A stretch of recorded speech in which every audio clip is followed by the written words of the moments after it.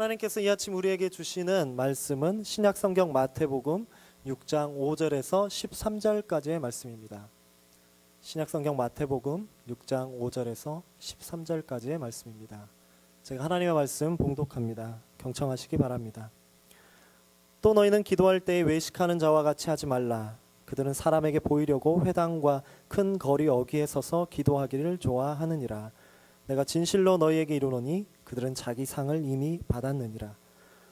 너희는 기도할 때에 내 골방에 들어가 문을 닫고 은밀한 중에 계신 내 아버지께 기도하라. 은밀한 중에 보시는 내 아버지께서 갚으시리라. 또 기도할 때 이방인과 같이 중언부언하지 말라. 그들은 말을 많이 하여야 들으실 줄 생각하느니라. 그러므로 그들을 본받지 말라. 구하기 전에 너희에게 있어야 할 것을 하나님 너희 아버지께서 아시느니라. 그러므로 너희는 이렇게 기도하라. 하늘에 계신 우리 아버지여, 이름이 거룩히 여김을 받으시오며 나라가 임하시오며 뜻이 하늘에서 이루어진 것 같이 땅에서도 이루어지이다. 오늘 우리에게 일용할 양식을 주시옵고 우리가 우리에게 죄 지은 자를 사하여 준 것 같이 우리 죄를 사하여 주시옵고 우리를 시험에 들게 하지 마시옵고 다만 악에서 구하시옵소서. 나라와 권세와 영광이 영원히 아버지께 영원히 있사옵나이다. 아멘. 오늘 이 말씀을 통해 하나님께서 우리에게 은혜 주시기를 원합니다. 오늘 이 아침에는 마태복음 6장에 있는 말씀으로 여러분과 함께 말씀을 나누려고 합니다. 어느 큰 여객선이 수많은 사람을 태운 여객선이 항해하던 도중에 폭풍우를 만나서 조난당하게 됐습니다. 배가 파선하게 됐습니다. 많은 사람이 흩어지고 물에 빠지고 그런 와중에 세 남성이 파도에 떠밀려 무인도에 도착하게 됐습니다. 말 그대로 무인도였습니다. 가보니 아무도 없고 먹을 것도 변변치 않고 잠잘 곳도 몸을 숨길 곳도 만만치 않은 정글에 그들이 들어간 것이었습니다. 하루 이틀 연명하다가 살아보려고 애쓰다가 일주일이 지나니까 더 이상 못 살겠던 겁니다. 이 세 사람이 모여서 어떻게 할까 소리를 질러보고 비명도 질러보고 편지도 써보고 불도 피워보고 난리를 했지만 아무런 도움도 구하지 못했습니다. 결국 그들은 하나님 앞에 기도해봐야겠다. 마지막 순간이 됐으니까 우리 하나님한테라도 기도해서 한번 빠져나가보자 라고 기도하기 시작했습니다. 하나님께서 이 세 남자의 기도를 기쁘게 받으시고 응답하셨습니다. 너희의 기도를 내가 기쁘게 받았다. 그래서 너에게 소원 하나씩 내가 드려주려고 한다. 속히 빨리 말해봐라. 첫 번째 기도하던 남자가 이야기합니다. 하나님, 저는 가족들을 떠나왔는데 가족들이 너무나 보고 싶어요. 우리 가족이 저 없으면 안 돼요. 우리 딸, 우리 자녀 봐야 되는데, 우리 부인도 봐야 되는데, 하나님 빨리 저를 가족의 품으로 보내주세요. 가능하다면. 그래 라고 하나님이 가족의 품으로 첫 번째 남자를 보내주셨습니다. 둘째 남자가 듣고 있다가 기도하기 시작합니다. 하나님, 저는 결혼해야 됩니다. 날도 받아놨는데 사랑하는 여자가 있습니다. 빨리 가서 결혼할 수 있도록 행복한 가정 꾸릴 수 있도록 저를 그 여자의 품으로 보내주세요. 말이 끝나기 무섭게 두 번째 남자도 여자의 품으로 속해 갔습니다. 세 번째 마지막 남자의 차례가 됐습니다. 나는 무슨 기도를 할까 한참 곰곰이 생각해봤는데 나한테는 가족도 없고 나한테는 사랑하는 여인도 없고 여기서 일주일 생활해 보니까 죽지는 않을 것 같았답니다. 조금 생활할 수 있고 어떻게든 물고기는 잡을 수 있겠지 곰곰이 생각하던 차에 하나님한테 이렇게 기도했습니다. 하나님, 여기 혼자 있으니까 너무나 심심해요. 앞에 갔던 두 사람 다시 여기 불러주세요 라고 기도했다고 합니다. 이 이야기에서 얻을 수 있는 교훈은 무엇입니까? 기도는 마지막에 할수록 좋은 겁니까? 여러분, 기도가 무엇이라고 생각합니까? 오늘 기도에 대해서 우리가 함께 나누려고 하는데 여러분, 기도가 무엇입니까? 그리고 어느 때에 여러분 기도하십니까? 제가 국어사전을 찾아봤습니다. 국어사전 찾아봤더니 기도에 대해서 이렇게 이야기합니다. 기도는 인간보다 능력이 뛰어난 어떤 존재에게 비는 행위, 어떤 존재에게 간구하는 행위라고 되어 있었습니다. 그래서 영어사전을 찾아봤습니다. 영어사전을 찾아봤더니 조금 뜻이 달랐습니다. 영어사전에서는 절대적인 신과 교제하는, 커뮤니케이션하는 행위가 기도라고 되어 있었습니다. 동양 문화권에서는 신에게 비는 행위가 기도고 서양 문화권은 신과 교제한다고 생각하고 있었습니다. 여러분, 언제 기도하십니까? 우리의 마음에 소원이 있을 때 기도합니다. 나의 힘으로 해결할 수 없는 큰 일을 앞두고 기도합니다. 긴급한 상황일 때, 내 힘으로 아무것도 할 수 없을 때 우리는 기도라는 것을 합니다. 때문에 이 기도는 인류의 역사와 함께하고 있습니다. 그들이 믿는 신이 하나님이든 알라든 부처든 누구이든 모두 다 기도라는 것을 합니다. 자신의 간절한 뜻을 이루기 위해 기도라는 행위를 합니다. 그렇다면 우리는 예수 그리스도를 구주로 모시고 있는 사람들인데 우리는 왜 기도합니까? 우리는 하나님의 뜻을 이루기 위해 기도한다고 하는데 그럼 우리에게, 여러분 자신에게 기도란 무엇입니까? 아마도 기도가 무엇이냐라고 물어보면 머릿속에 떠오르는 문장이 있고 떠오르는 단어와 여러분의 생각이 있으실 겁니다. 그게 맞습니다. 네, 그게 기도입니다. 우리 계속해서 그리스도인의 삶을 크리스천을 크라이스트 퍼슨답게 하는 것이 무엇인지 알아나가고 있습니다. 하나님의 사랑이 무엇인지, 지난주 예배가 무엇인지 이야기했습니다.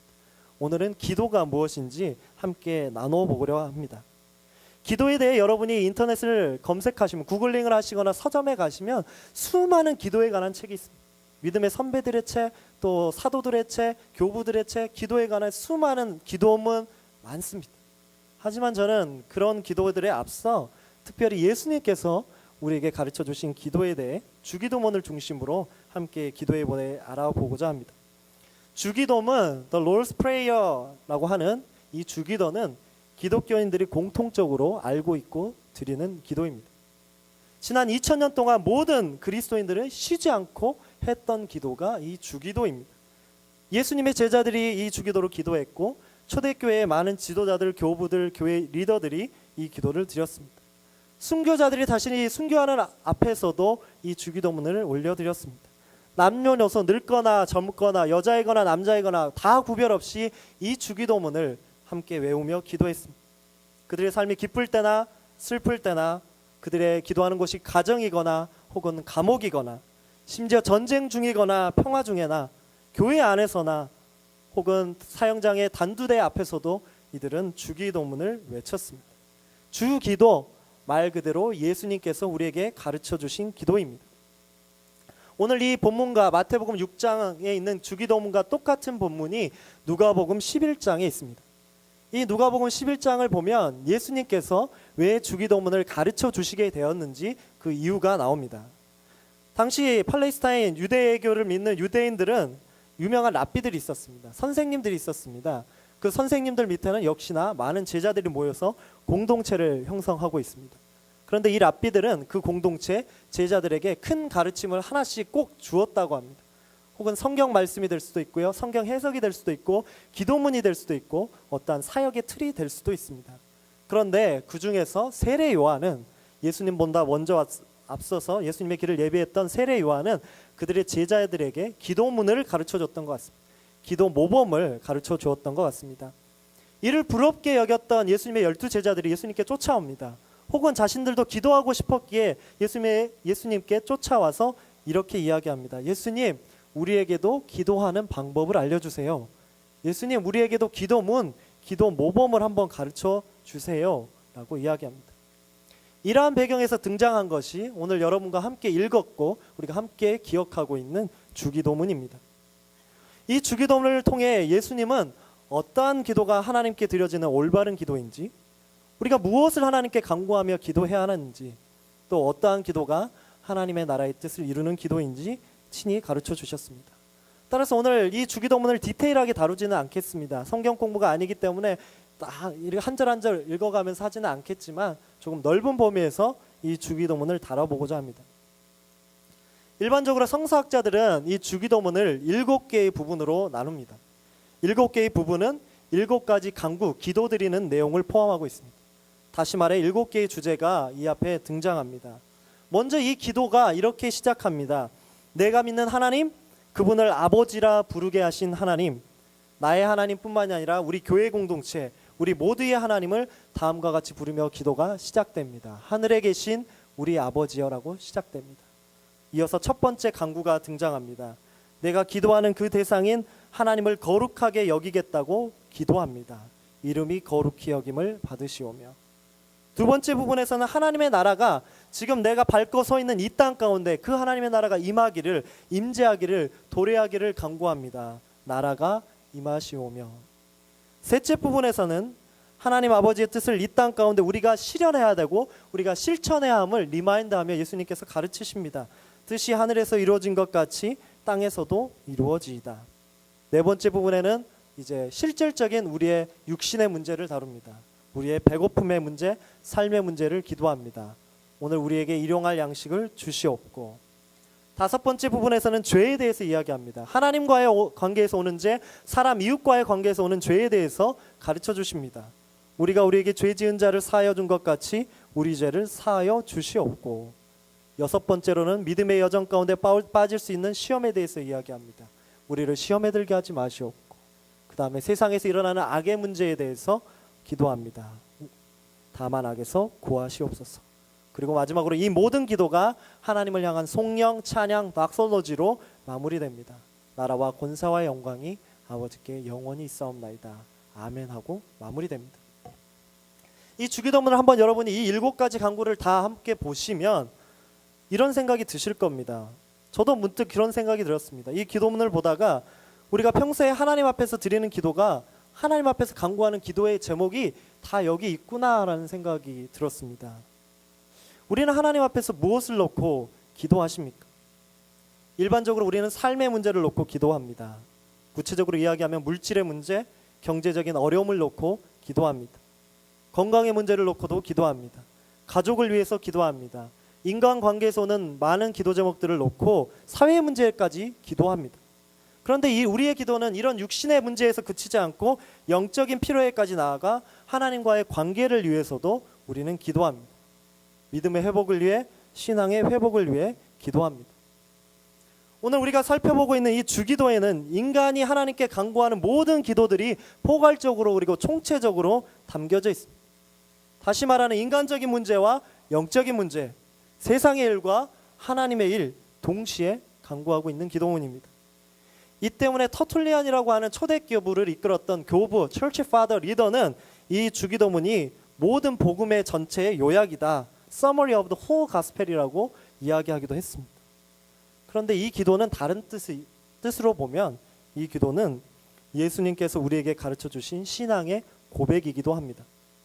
그리스도인들이 어떻게 삶을 살아가야 하며 무엇을 간구하며 살아야 하는지 예수님께서 가르쳐 주고 계십니다.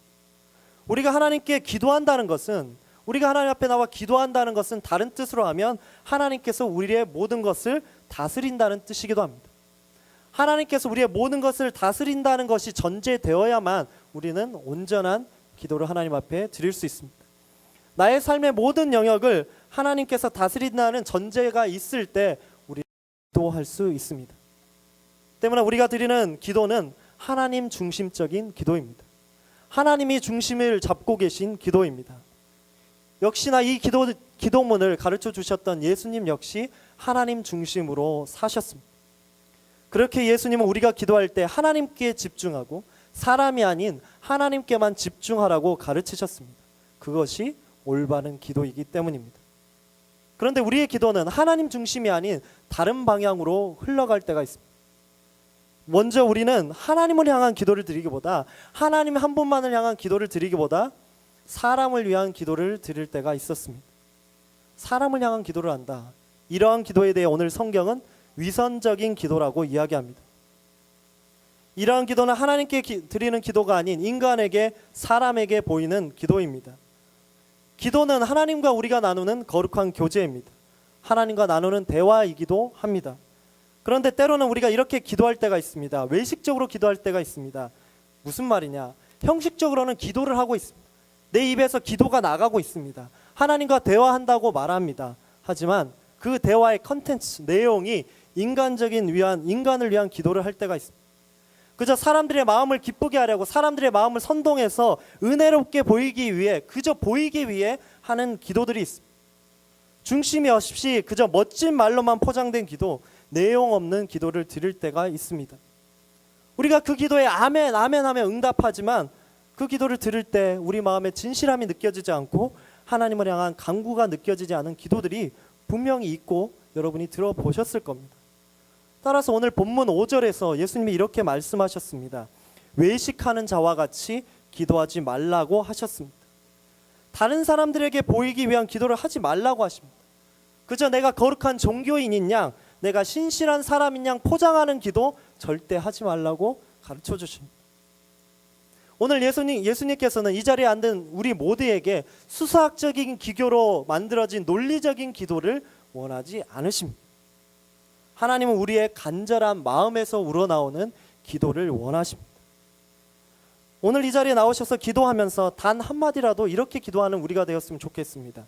하나님, 제가 이 자리에 하나님의 전에 나왔습니다. 나의 모습 그대로 하나님의 전에 나왔습니다. 주님, 내 기도를 받으시고 나를 불쌍히 여겨 주시옵소서. 나를 불쌍히 여겨 주시옵소서. 초대교회 많은 믿음의 선배들은 그저 한마디로 기도를 시작했다고 합니다. 주님, 나를 불쌍히 여겨 주소서.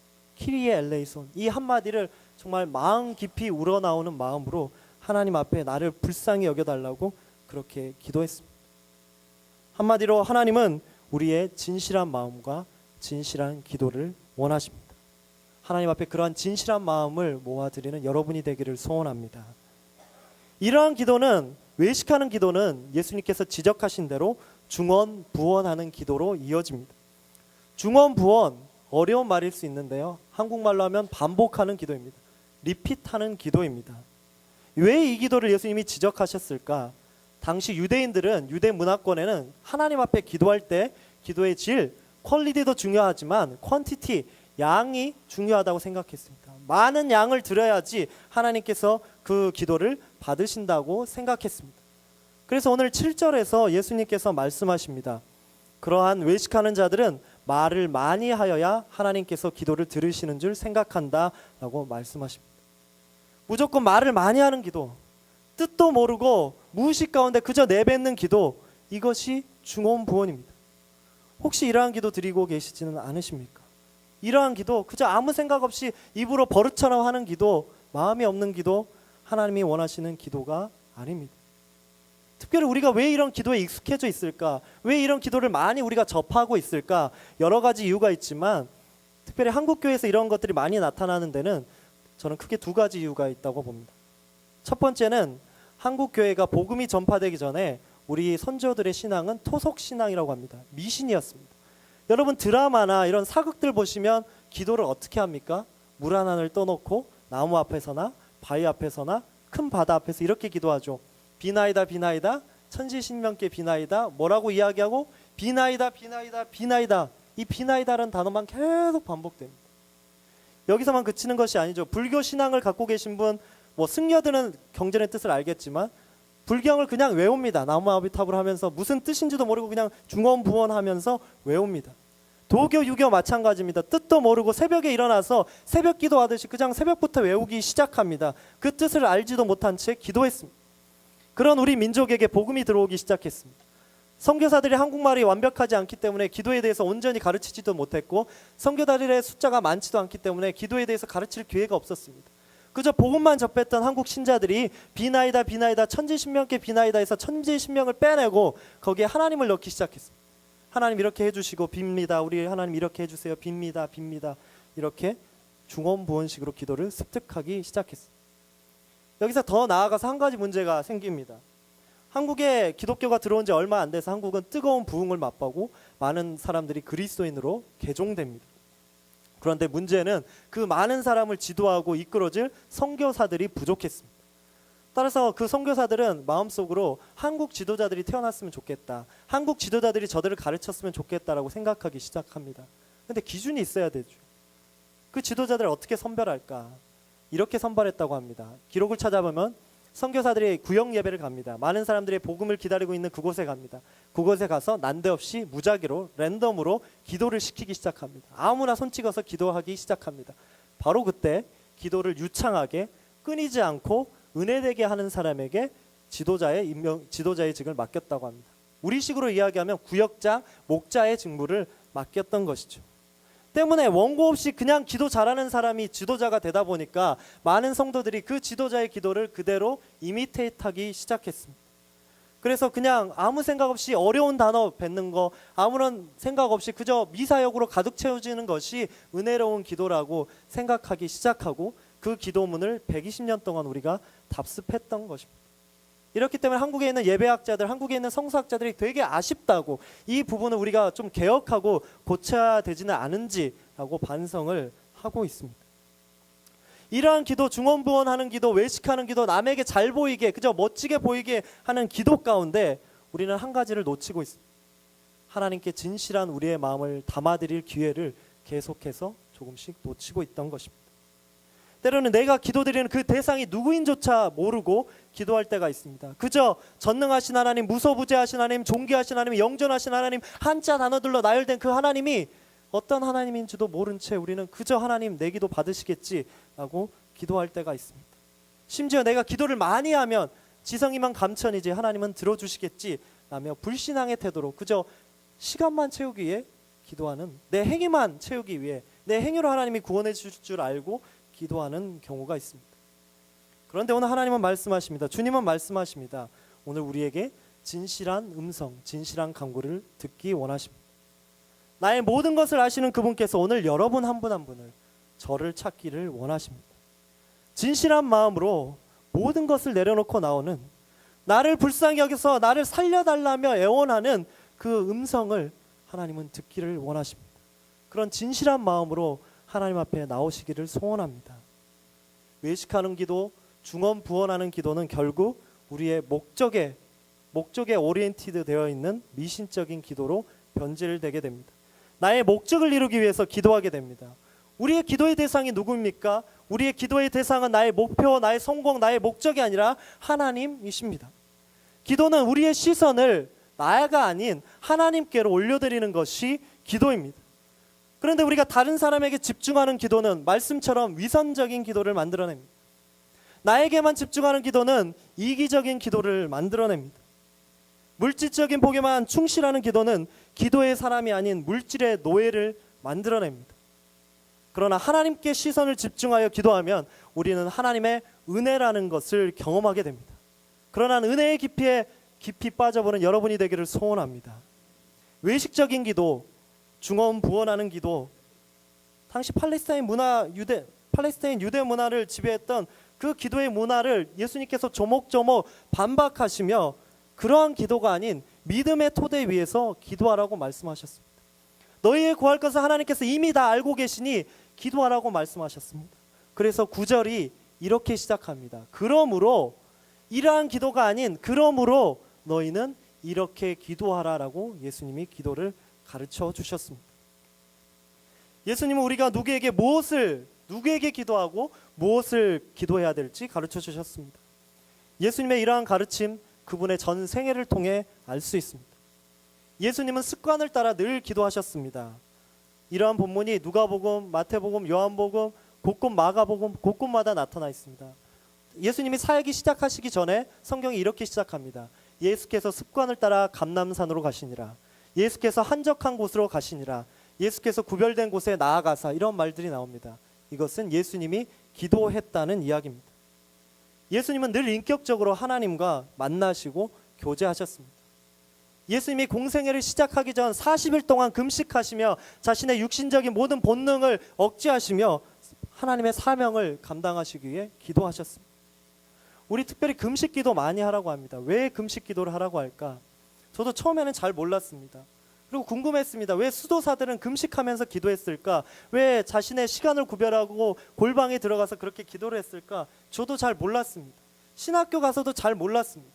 그런데 한국에 있는 신학교를 다니다 보니까 신학교 커리큘럼 중에 하나가 무조건 신학교 MDB 1학년이 되면 일주일 동안 기독교 수도원에 무조건 다 집어넣습니다. 수도원에 갔더니 첫날 거기 있는 선생님, 교수님이 이렇게 얘기하시는 거예요. 오늘부터 말 한마디도 하면 안 된다고. 말을 많은 제가 정말 견디기 힘들었습니다. 말을 한마디도 하면 안 된다. 그리고 하나님과 조용히 교제하라고 합니다. 말하면 앞으로 밥 안 주겠다고. 그래서 밥을 얼마나 맛있게 주나 봤더니 이만큼 줍니다. 이만큼 주면서 말하면 이 밥마저도 안 준다고 이야기합니다. 그래서 왜 밥도 굶고 시간도 구별하고 왜 이렇게 기도를 하라고 했을까? 첫날이 돼도 모르고 둘째 날이 돼도 이해가 안 되고 셋째 날, 넷째 날이 넘어가는데 저도 이해가 됐습니다. 마음이 비워지니까 내 말을 안 하고 좀 내 욕망을 감추니까 하나님만 생각하게 되는 거예요. 내 배를 고파가면서 집중해 보니까 하나님이 얼마나 나를 사랑하시는지 깨닫게 되더라고요. 하나님이 왜 이 세상을 창조하시고 아름답게 지으셨다는지 평소에 몰랐는데 정신이 맑아지니까 다른 사람들의 이야기 속에서 내가 혼탁하게 되지 않으니까 깨달아지더라고요. 오늘 예수님 사역하시기 전에 무려 40일을 그렇게 금식하시며 하나님의 일에만 집중하시며 그 하나님의 부르심을 감당하기 위해 기도하셨습니다. 많은 사람들이, 수천 명의 사람들이 예수님께 몰려와서 예수님을 메시아로 받들 그때에도 예수님은 그 자리를 떠나셔서 조용히 기도하셨습니다. 십자가에 달리시기 전날 밤에도 겟세마네 동산에서 죽음의 공포를 앞두고도 기도하셨습니다. 자신의 뜻이 아닌 하나님의 뜻에 순종하기 위하여 기도하셨습니다. 결국 그 뜻대로 십자가를 허락하시고 우리를 위해 돌아가시고 하나님의 품에 안기셨습니다. 우리의 기도는 하나님과 나누는 거룩한 교제입니다. 그렇기 때문에 우리는 항상 해야만 합니다. 사도 바울의 이야기처럼 우리는 쉬지 말고 기도해야만 합니다. 이렇게 이야기하면 질문하실 수 있죠. 그럼 아무것도 하지 말고 24시간 동안 24/7 기도만 해야 되느냐? 여기서 이야기하는 게 그거죠. 실질적인 기도도 있지만 우리의 삶의 전부를 하나님과 교제하며 교통하며 살아가라는 뜻입니다. 오늘 주기도문에서 예수님이 얘기하셨습니다. 우리가 하나님만 의지하며 기도하라고 가르쳐 주셨습니다. 결국 우리가 기도하지 않는다면 하나님과의 교제 또한 이루어질 수 없는 것입니다. 많은 연인들이 교제한다고 합니다. 커플들이 교제한다고 합니다. 그런데 그 커플들이 만나지 않습니다. 전화도 안 합니다. 텍스트도 안 합니다. 심지어 만나지도 않고 멀리 떨어져만 있습니다. 그런데 사귄다고 합니다. 교제한다고 합니다. 이게 정말 교제하는 것일까요? 한국에 보면 젊은 청년들, 20대 초반 청년들이 잘 커플을 이루면서 교제하다가 헤어질 때가 있습니다. 피치 못할 사정으로 헤어질 때가 있습니다. 그때가 언제냐면 남자친구가 군대 갈 때입니다. 남자친구가 군대 가면 첫 달은 그렇게 전화를 많이 합니다. 시간만 나면 훈련소에서 전화하고. 그런데 대부분 일병이 넘어가면 6개월이 넘어가면 그때 많이 헤어집니다. 일병이 넘어가면 이제 군대 훈련에 바쁘고 할 것들이 많아지니까 전화를 안 하게 돼요. 소통을 안 하게 되죠. 그러다 보니까 여자친구가 소원해져서 헤어지자고 이야기합니다. 심지어 남자애들이 군화를 거꾸로 신고 요즘은 헤어진다라고 얘기합니다. 그런 청년들이 전화하죠. 목사님, 세상이 무너진 것 같아요. 왜 이 자매가 저를 찾을까요? 안 무너진다 세상. 하나님, 제가 여기를 박차고 나가겠어요. 타령한다는 얘기잖아요. 그건 네 생각이고, 여자친구가 저를 기다리고 있겠죠. 그건 네 생각이고 그건 네 생각이고. 왜 이렇게 됐을까요? 피지컬하게 교제한다고 하면 대화가 있어야죠. 얼굴과 얼굴을 맞대고 뭔가가 있어야 되죠. 그런데 대화하지 않으니까 오해가 생깁니다. 마음이 서운해집니다. 풀 기회가 없습니다. 신뢰가 깨지는 것이죠. 기도도 마찬가지고 신앙생활도 마찬가지입니다. 우리가 하나님과 교제한다고 하면서 교제의 도구가 되는 기도를 하지 않는다? 하나님과의 관계가 소원해질 수밖에 없습니다. 기도하지 않으니까 하나님에 대한 열정이 없어지고 심지어 하나님에 대해 오해하기 시작합니다. 하나님은 나와 함께 해주시지 않나 보다. 하나님은 내 기도 들어주시지 않나 보다. 살아계신 하나님이라면서 왜 내 기도에는 응답을 안 하시지라고 오해하기도 합니다. 인격적인 하나님, 그런 하나님과의 관계에서는 만남이 중요합니다. 어떠한 목사님이 이렇게 얘기하셨습니다. 기도하지 않은 성도는 별거 중인 부부와 같다라고도 이야기하셨습니다. 기도를 안 하는 성도는, 기도하기를 그치는 성도는 하나님을 알아가는 사람이 아니라 하나님에 관해서 아는 사람입니다. 하나님, about God, know about God. 하나님이 누구인지 지식적으로 아는 사람입니다. 그런데 여러분, 하나님에 대한 지식은, 하나님에 관한 지식은 우리의 신앙을 개런티하지 않습니다. 그러나 우리는 자주 하나님을 알아가는데, 지식적으로 알아가는데 집중합니다. 하나님에 관해 아는 데만 집중합니다. 하나님에 대해서 알기보다 하나님에 관해서 알아가기에 집중합니다. 기독교에 대한 정보, 예수 그리스도에 대한 정보 구글링하면 다 나옵니다. 성경 공부 통해 알 수 있습니다. 목장 모임을 통해 예수님이 누구인지, 어떠한 사람인지 다 압니다. 팔레스타인에서 태어난 30살의 공생애를 시작한 나사렛 청년 다 압니다. 성경의 비밀들, 성경 많은 디테일한 내용들 가르침을 통해 알 수 있습니다. 비밀 같은 얘기 공부를 통해 알아갑니다. 그러나 하나님을 알아가는 것, 주님을 만나는 것, 주님을 경험하는 것 같은 신비, 이 미스테리는 가르침을 통해 얻어질 수 없습니다. 내가 하나님을 경험할 때만이 이 신비 가운데 빠질 수 있습니다. 내가 하나님과 교제할 때만이 우리는 하나님에 대해서 정말 아는 사람이 됩니다. 내가 하나님 앞에 기도할 때만이 하나님이 누구이신지, 예수님이 누구이신지 마음으로 영적으로 깊이 깨닫게 됩니다. 사람은 하나님과 직접 관계를 맺어가는 존재입니다. 기도 속에서 우리는 내 자신이 누구인지 깨닫게 됩니다. 일생의 수많은 기도를 통해서, 수많은 간구를 통해서 하나님 앞에 때로는 감사하고 찬양하고 때로는 간구하고 애통하며 그 하나님을 만나게 됩니다. 이렇게 기도하는 사람은 자신의 삶을 하나님과 함께 완성해 나가게 됩니다. 그리고 결국 궁극적으로는 내가 누구인지 발견하게 됩니다. 이 세상 속에서 내가 누구인지 알게 됩니다. 그 하나님께서 누구보다 나를 사랑하셔서 지금도 나의 삶을 이끌어 나가고 계신다는 그 사랑의 하나님을 만나게 됩니다.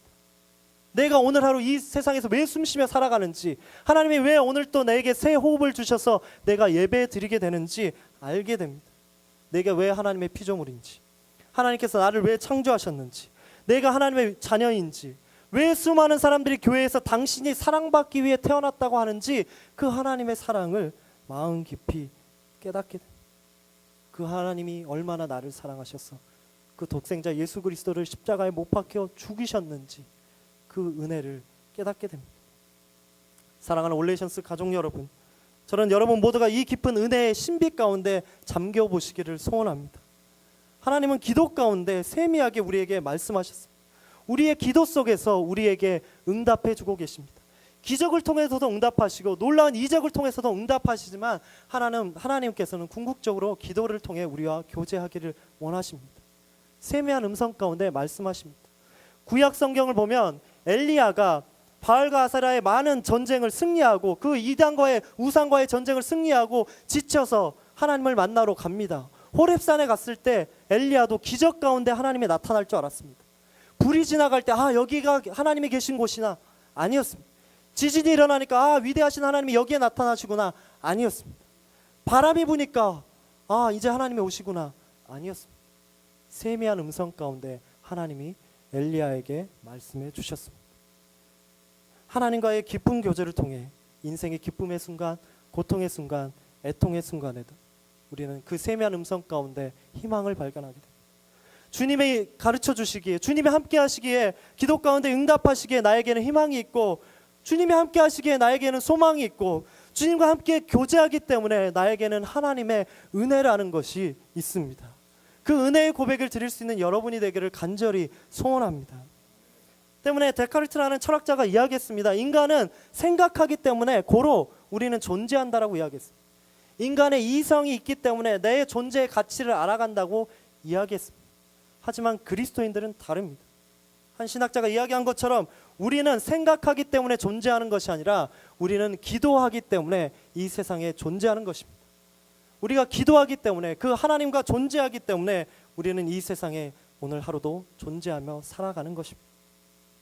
우리는 이 주기도문 속에서, 예수님이 가르쳐 주신 기도문 속에서 우리가 무엇을 기도해야 하는지 깨닫게 됩니다. 오늘 이 기도문을 통해 하나님이 원하시는 간구가 무엇인지 알게 되었습니다. 이 7가지 주제를 다 보게 되면 우리가 기도할 수 있는 것은 모든 것입니다. 내 자신이 지금 경험하고 있는 마음의 두려움, 불안, 공포 혹은 평안을 위해서, 오늘 하루, 내 평생의 삶 동안에 먹고 입을 것을 위해, 경제적인 것을 위해, 재정적인 것을 위해, 혹은 인간관계를 위해, 우리 가족을 위해, 나 자신과 이웃을 위해, 혹은 이 사회를 위해, 이 나라를 위해, 전 세계를 위해, 심지어 하나님 나라와 하나님의 뜻을 위해 우리는 기도합니다. 바로 이러한 간구가 오늘 주기도문에 나와 있는 예수님께서 가르쳐 주신 간구입니다. 그런데 우리가 이 주기도문을 읽다가 오늘 이 말씀을 묵상하면서 발견해야 될 가장 중요한 것이 하나 있습니다. 그것이 무엇이냐면, 예수님께서 왜 우리에게 기도를 가르쳐 주셨고 왜 우리에게 기도를 하라고 권면하실까? 그리고 왜 스스로 기도의 모범을 보여주시고 평생을, 공생의 기간 동안 그렇게 기도하시며 기도의 삶을 사셨을까라는 점입니다. 그 이유는 하나님께서 우리와 교제하기를 원하십니다. 하나님께서는 우리와 교제하기 위해서 우리를 창조하셨습니다. 하나님께서는 우리와 관계 맺기를 원하십니다. 거기에서 그칠 뿐만이 아니라 하나님은 우리에게 기쁨으로 응답해 주시기를 원하십니다. 때문에 이러한 기도는 어려운 것도 아니고 노동도 아니고 종교적인 수행도 아닙니다. 그저 기도는 우리 삶의 기쁨의 원천입니다. 우리 삶이 하나님과 만나는 그 시간입니다.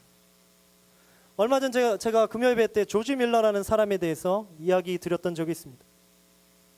그는 영국 고아들을 위해 평생을 헌신한 사람으로 기록됩니다. 하지만 우리 그리스도인들에게는 조지 밀러라는 사람이 5만 번 이상 기도의 응답을 받은 사람으로 알고 있습니다.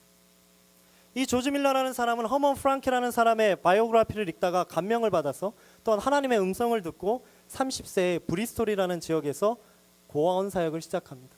콜레라로 죽어가는 많은 아이들을 케어하는 그 구원 사역을 하나님께서 자신에게 주신 콜링으로 여겼습니다.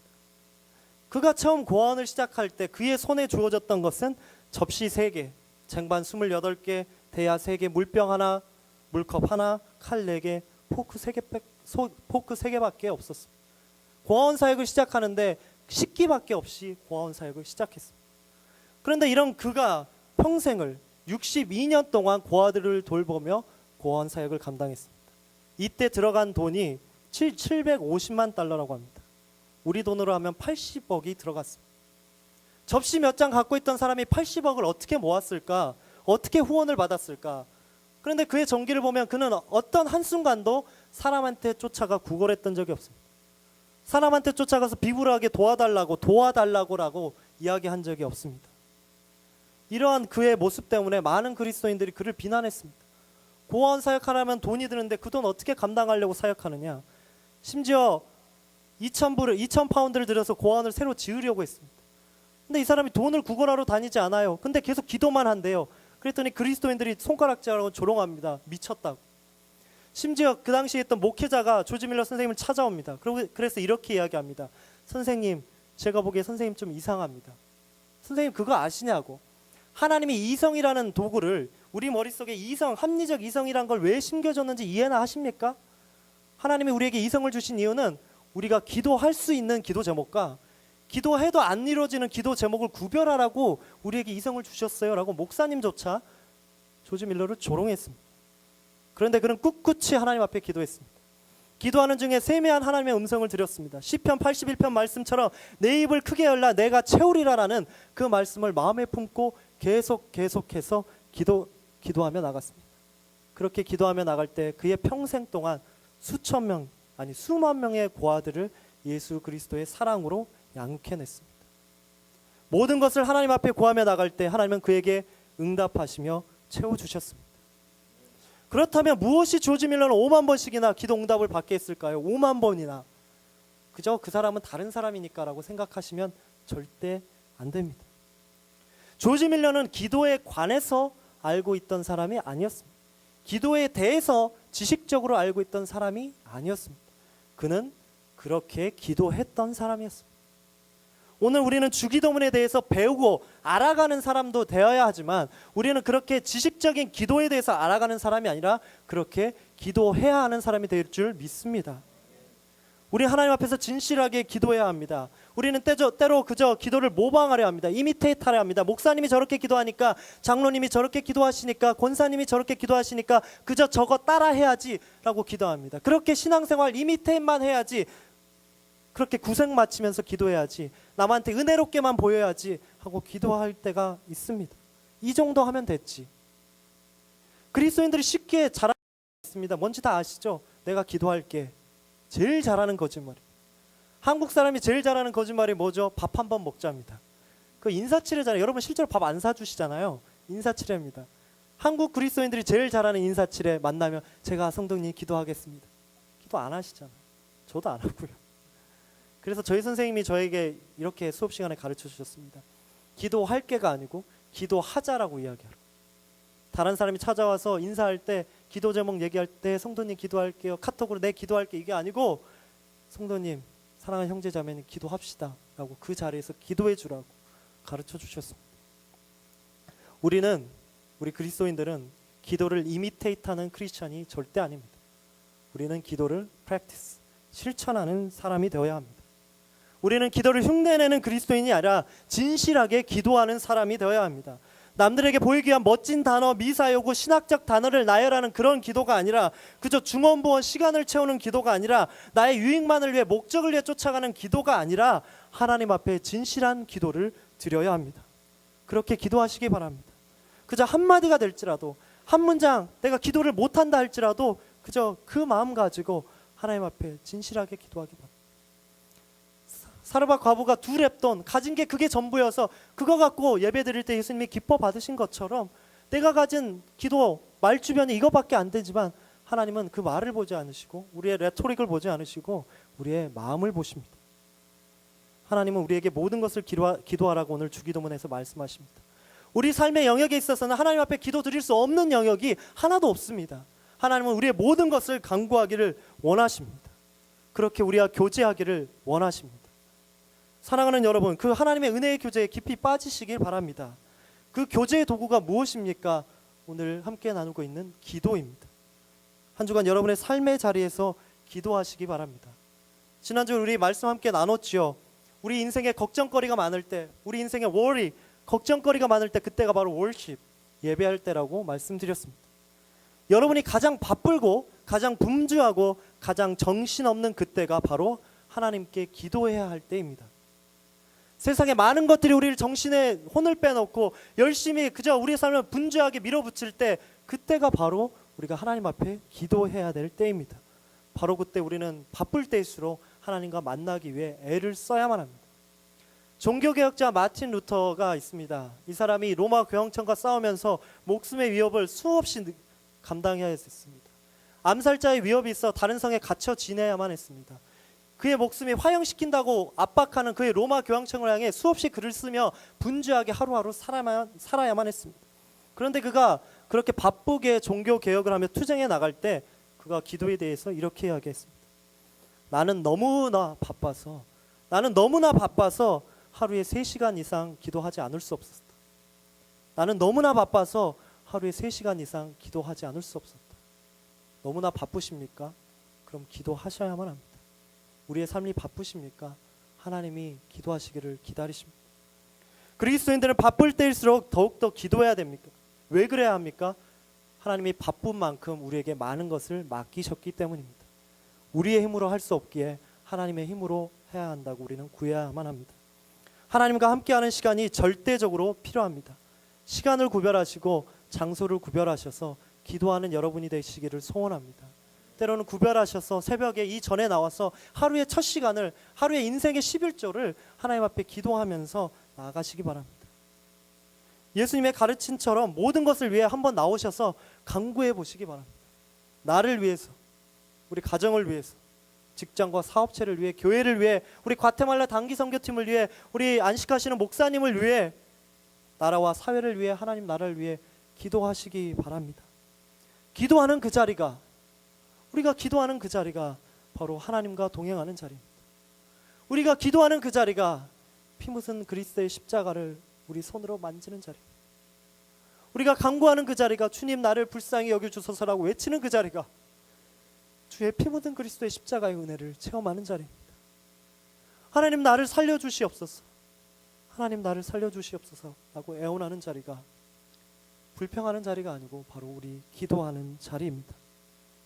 우리가 너무나 쉽게 이야기합니다. 인생을 살아가다가 그리스도인, 비그리스도인들 이렇게 쉽게 이야기합니다. 인생이 너무 바빠서, 인생이 너무 괴롭고 고달프고 많은 해결해야 될 일이 있는데 내가 힘이 없다, 내가 능력이 없다, 그래서 내가 기도밖에 할 게 없다라고 이야기합니다. 그런데 여러분, 기도는 가장 작은 것이 아닙니다. 우리는 할 수 있는 게 기도밖에 없어서 기도하는 것이 아닙니다. 기도가 가장 큰 일입니다. 기도가 하나님을 만나는 가장 큰 일입니다.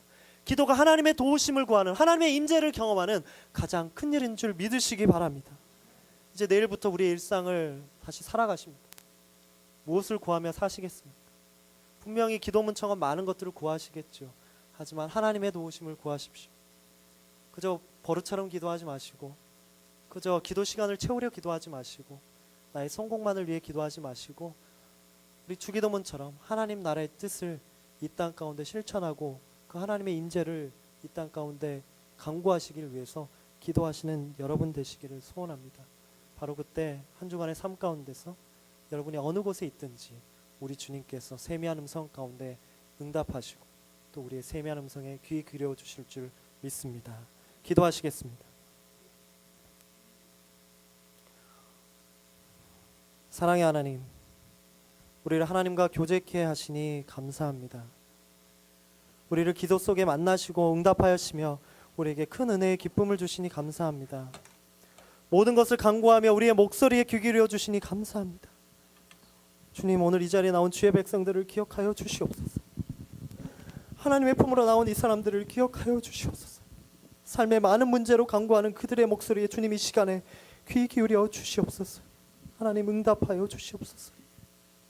하나님을 향한 우리의 기도가 다른 이들에게 보이기 위한 기도가 되지 않게 하시며 나의 욕망을 채우는 기도가 되지 말게 하시며 오직 하나님의 은혜를 구하며 나의 삶의 이유를 발견하는 기도가 되게 하여 주시옵소서.